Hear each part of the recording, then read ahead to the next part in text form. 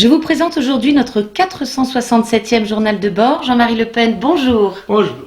Alors enfin, le Royaume-Uni officialisait à Bruxelles sa sortie de l'Union européenne hier. Le cataclysme prévu par les experts économiques est-il en vue selon vous, Président? On annonce toujours des cataclysmes quand les événements ne plaisent pas à ceux qui les gouvernent, ni à l'établissement. Je pense que les Anglais ont mûrement réfléchi avant de se décider à quitter l'Europe, et que quand ils l'ont fait en toute connaissance de cause, en sachant que cette situation leur provoquerait sans doute des inconvénients, mais aussi peut-être des avantages qu'ils considèrent comme supérieurs, ce qui les a conduits à prendre la décision qu'ils ont prise. Et alors, ce sont des détenus hongrois qui sont réquisitionnés par leur gouvernement pour construire une deuxième barrière anti-migrants parallèle à la première. Que pensez-vous de cette initiative gouvernementale hongroise? Je sais pas, c'est assez banal. Aux États-Unis, c'est courant que les détenus travaillent dans les champs, par exemple, en particulier sur le bord des routes, pour assurer la propreté des voies d'accès. Et ils le font d'ailleurs avec des chaînes aux pieds, comme nous l'ont montré un certain nombre de films américains. A priori, ça ne se pratique pas en France. Ça pourrait, je pense, se pratiquer avec des détenus qui ne feraient pas courir de risque d'évasion ou d'agression. Mais on sait aussi que la main-d'œuvre pénale n'est pas aussi avantageuse que l'on croit, et que l'emploi qu'ils occupent est beaucoup plus psychologique que économique en quelque sorte. Et alors l'Autriche persiste à refuser de recevoir des migrants. Risque-t-elle, selon vous, des sanctions provenant de l'Union européenne? Écoutez, ça serait en tous les cas la démonstration de l'emprise de l'Union européenne sur la liberté des peuples. Car il est bien évident que si un peuple a une liberté, c'est d'accepter chez lui ceux qui désirent y venir et que éventuellement il ne désirerait pas recevoir. Alors c'est probablement le phénomène de l'immigration qui va provoquer l'éclatement, entre autres, mais qui va provoquer l'éclatement de l'Union européenne, ce qui enlève à Marine Le Pen peut-être la nécessité, la dispense de se battre pour le sortir de l'euro ou de l'Europe. Cela se fera sans doute mécaniquement et sans qu'elle ait à en prendre le risque politique et médiatique. Et alors la Guyane est le département français concentrant le plus fort taux de criminalité. Les Guyanais étaient dans la rue avant-hier, protestant contre l'abandon gouvernemental dont ils font objet. Mais ça ne date pas d'hier. Non, mais enfin, écoutez, d'abord, il est très difficile d'être à la fois au four et au moulin.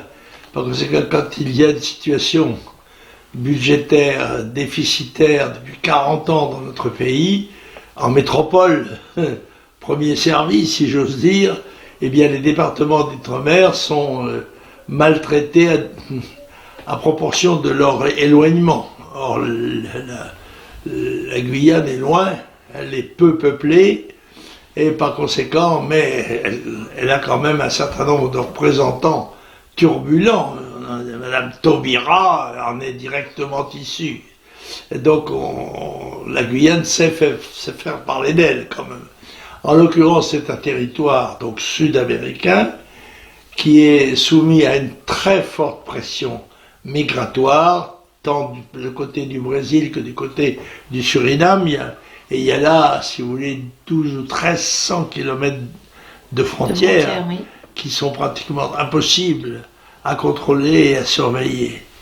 Il faut donc prendre des mesures qui soient véritablement drastiques, pas seulement là, parce que ce qui se passe en Guyane se passe aussi, peut-être même encore plus gravement, à Mayotte ou dans nos îles des Caraïbes, n'est-ce pas, ou même à La Réunion. Enfin bref, dans toute la France d'outre-mer, il y a un problème gravissime d'immigration massive, illégale, et par conséquent, c'est un des problèmes que le président futur ou Dante aura à résoudre, faute de quoi nous serons submergés. Oui. Alors depuis hier, Manuel Valls soutient officiellement Emmanuel Macron.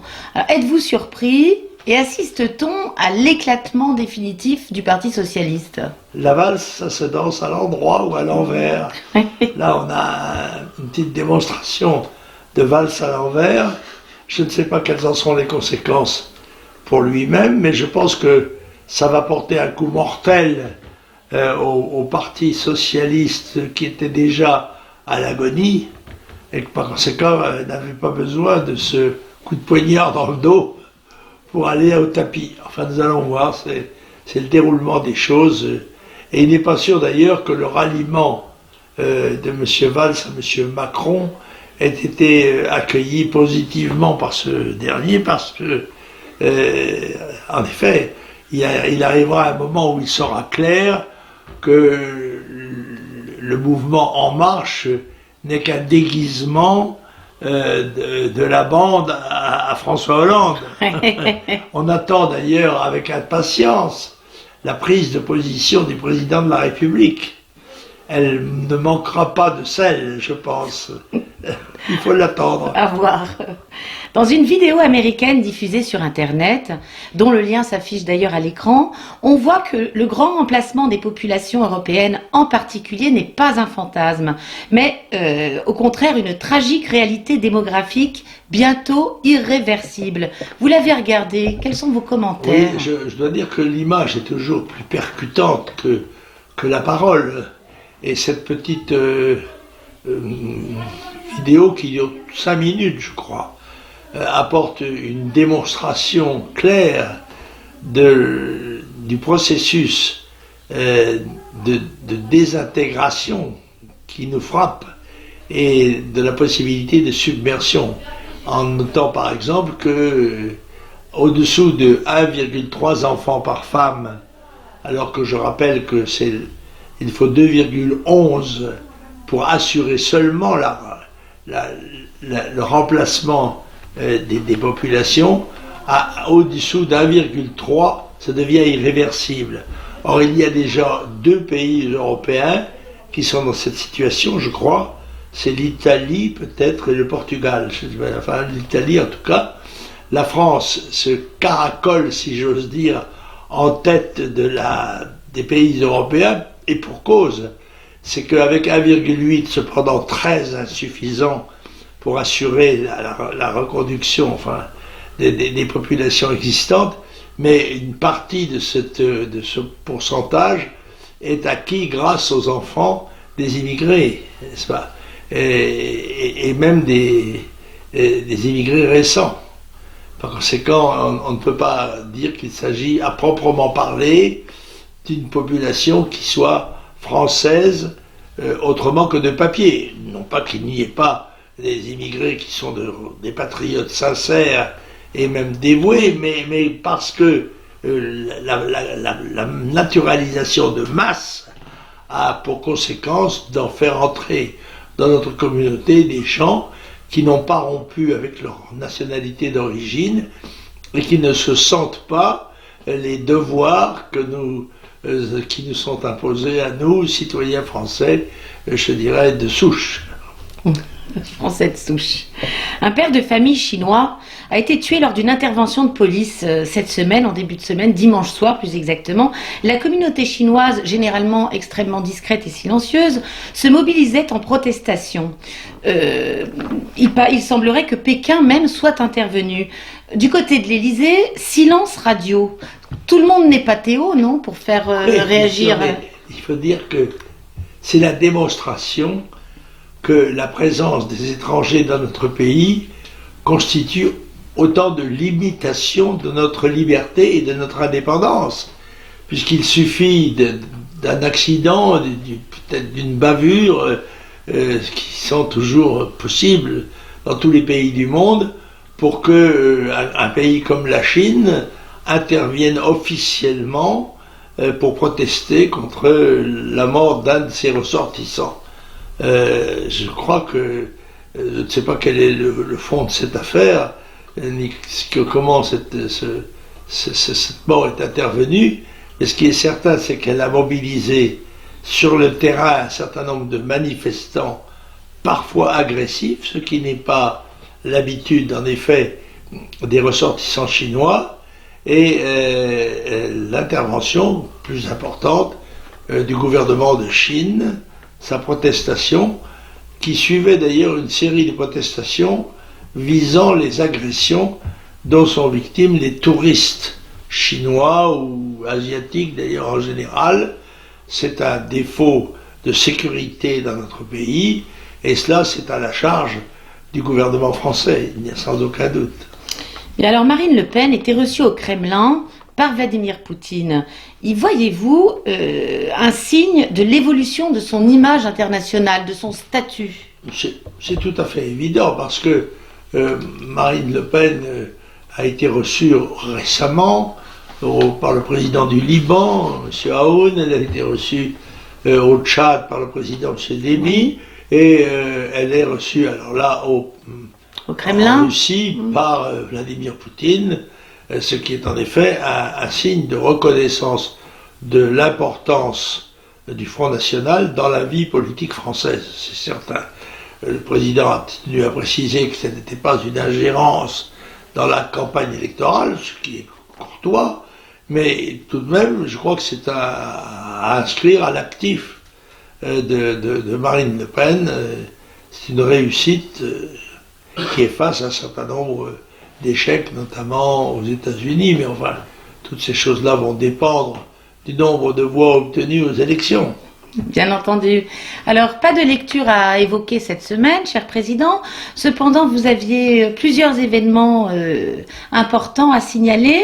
Donc, samedi prochain, samedi 8 avril, vous présiderez un dîner politique à Chaponneau, près de Lyon. Oui, absolument.